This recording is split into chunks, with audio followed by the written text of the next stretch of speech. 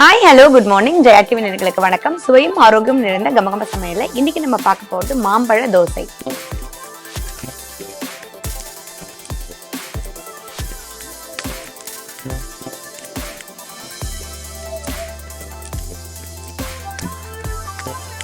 இந்த ரெசிபிக்கு தேவையான பொருட்கள் என்னென்னு பார்க்கலாம். மாம்பழ தோசை செய்ய தேவையான பொருட்கள்: பழுத்த மாம்பழம் 2, மைதா அரை கப், கார்ன்ஃபிளவர் 2 டேபிள் ஸ்பூன், சர்க்கரை 3 டேபிள் ஸ்பூன், உப்பு தேவையான அளவு, எண்ணெய் தேவையான அளவு. இந்த மாம்பழ தோசை பண்றதுக்கு தேவையான பொருட்கள் என்னென்னு பார்த்தாச்சு. இது எப்படி பண்றதுன்னு இப்ப பார்க்கலாம். ஃபர்ஸ்ட் ஒரு மிக்சிங் பவுல் எடுத்திருக்கோம். இந்த மிக்சிங் பவுல்ல மைதா 1 கப் இதை ஆட். இது கூட கார்ன்ஃபிளவர் இருக்கு, ஒரு 2 டேபிள் ஸ்பூன் ஆட்.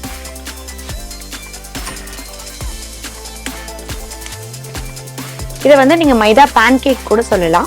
யூஸ்வலா வந்து பேன் கேக் பண்ணும்போது வந்து பாத்தீங்கன்னா நம்ம வந்து முட்டை சேர்ப்போம். இன்னைக்கு முட்டை சேர்க்காம பண்றதுனால இந்த 2 ஸ்பூன் கார்ன்ஃபிளவர் சேர்க்கும் போது நமக்கு எடுக்கும் போது ரொம்ப ஈஸியா வரும். அதனால நம்ம கார்ன்ஃபிளவர் ஆட் பண்ணிருக்கோம்.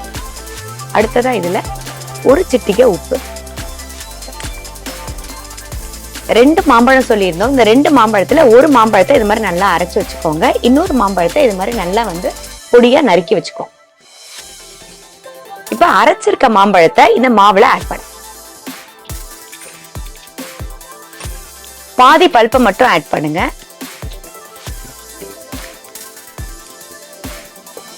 தேவையான அளவுக்கு தண்ணி.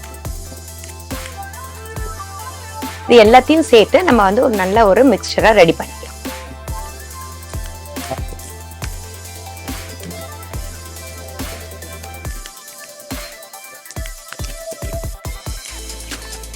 மாம்பழம் வந்து பாத்தீங்கன்னா நமக்கு வந்து இது நல்ல சீசன்.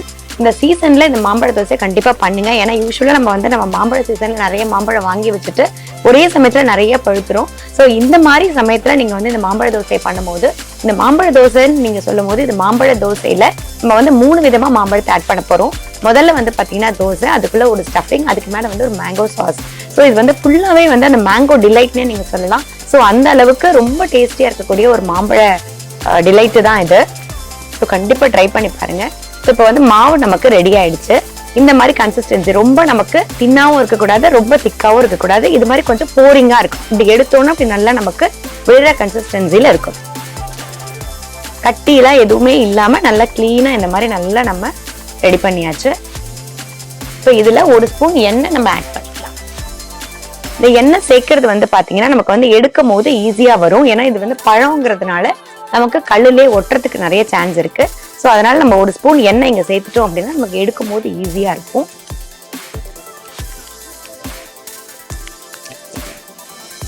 இப்ப மாம்பழ தோசைக்கான மாவு நம்ம கிட்ட ரெடியா இருக்கு. ஒரு பக்கம் கல்லும் வந்து பாத்தீங்கன்னா நல்லா சூடாயிடுச்சு. இப்ப நம்ம இதை தோசையா விட்டுக்கலாம்.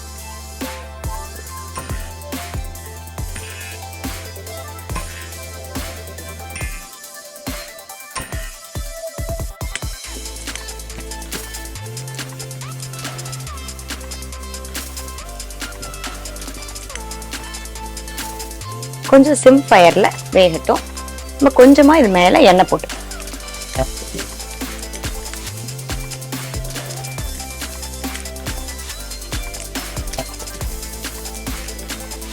இந்த தோசையை நம்ம திருப்பி போடணும்னு அவசியம் கிடையாது. மூடி வச்சிட்டோம் அப்படின்னா அதுலயே அது வெந்துடும். நம்ம மூடி வச்சு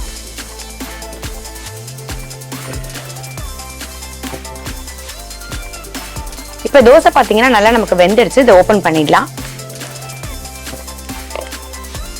இது அப்படியே ஸ்லோவா நம்ம வந்து இது திருப்பி போடாம ஒரு பிளேட்டுக்கு டிரான்ஸ்ஃபர் பண்ணிக்கலாம்.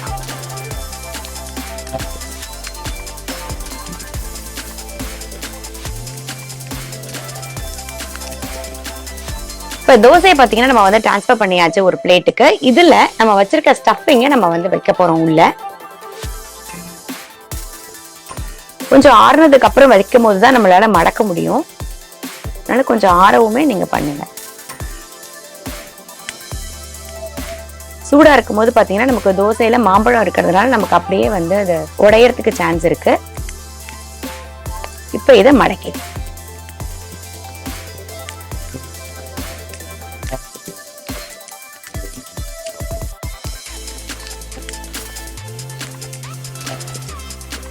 இப்போ நம்ம தோசைக்கல்ல பார்த்தீங்கன்னா நம்ம வந்து ஆன்லேயே தான் இருக்கு. இந்த தோசைக்கல்ல நம்ம கொஞ்சமா நம்ம கிட்ட இருக்க சர்க்கரையை ஆட் பண்ண போறோம். இதுக்கு மேல வந்து ஒரு மேங்கோ சாஸ் வந்து ரெடி பண்ண போறோம். ஒரு டேபிள் ஸ்பூன் சுகர் மாதிரி போட்டுட்டு இது லைட்டா வந்து நம்ம கேரமலைஸ் பண்ணணும்.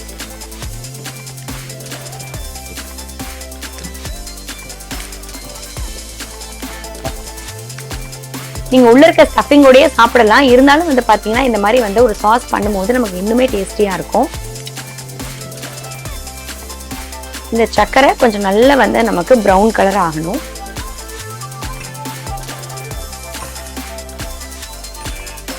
ஒரு 2 டிராப் இதுல தண்ணி சேர்த்துக்கோங்க.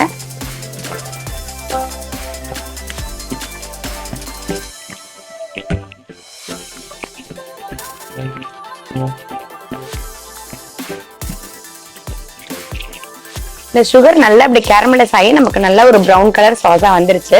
இதுல நம்ம அரைச்சு வச்சிருக்க பல்ப் ஆட் பண்ணி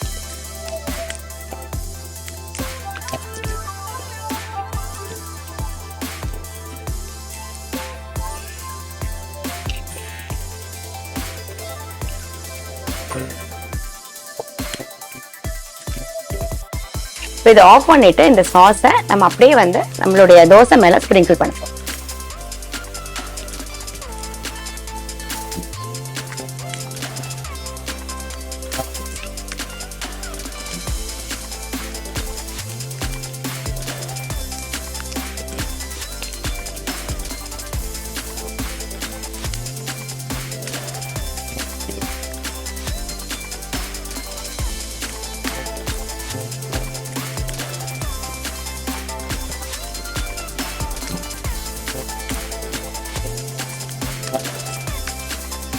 நம்ம பண்ணிட்டு இருந்த மாம்பழ தோசை பார்த்தீங்கன்னா இப்போ சூப்பராக ரெடி ஆயிடுச்சு. மாவுலையும் நம்ம வந்து மாம்பழம் சேர்த்திருந்தோம். அதே மாதிரி உள்ள இருக்க ஸ்டஃபிங்லையும் நம்ம வந்து மாம்பழம் சேர்த்திருந்தோம். அதே மாதிரி மேலே சாஸ்லையும் வந்து பார்த்தீங்கன்னா நம்ம வந்து மாம்பழ சாஸ் வந்து ஸ்ப்ரிங்கிள் பண்ணியிருக்கோம். ஸோ ஆல் ஓவராக வந்து ஃபுல்லாகவே மாம்பழத்தோடைய அந்த ஃப்ளேவரோட சேர்ந்து எல்லாமே இந்த தோசை வந்து சாப்பிட்டு பார்த்தீங்கன்னா அவ்வளோ நல்லா இருக்கும். இதுக்கு தனியாக சைட் டிஷ் எதுவுமே கிடையாது. நீங்கள் அப்படியே வந்து ஒரு டெசர்ட்டாகவும் நீங்கள் சர்வ் பண்ணலாம், நல்லா ஹாட்டாகவும் சர்வ் பண்ணலாம். இதை வந்து நாங்கள் நல்லா சில் பண்ணிட்டு நீங்கள் சர்வ் பண்ணாலும் ரொம்ப நல்லா இருக்கும். இதே மாதிரி இதை சூடாக சர்வ் பண்ணாலும் நல்லா இருக்கும். ஸோ கண்டிப்பாக மாம்பழ சீசன் முடியறதுக்குள்ள இதை ட்ரை பண்ணி பாருங்க. ரொம்ப ரொம்ப டேஸ்டியாக இருக்கக்கூடிய ரெசிபி. மாம்பழம் பிடிச்சவங்க எல்லாருக்குமே இந்த தோசை கண்டிப்பாக பிடிக்கும். ட்ரை பண்ணிட்டு எப்படி இருந்துச்சுன்னு உங்களுக்கு சொல்லுங்க. இதே மாதிரி ஒரு சூப்பரான ரெசிபியோட இன்னொரு செக்மெண்ட்ல மீட் பண்ணுங்க.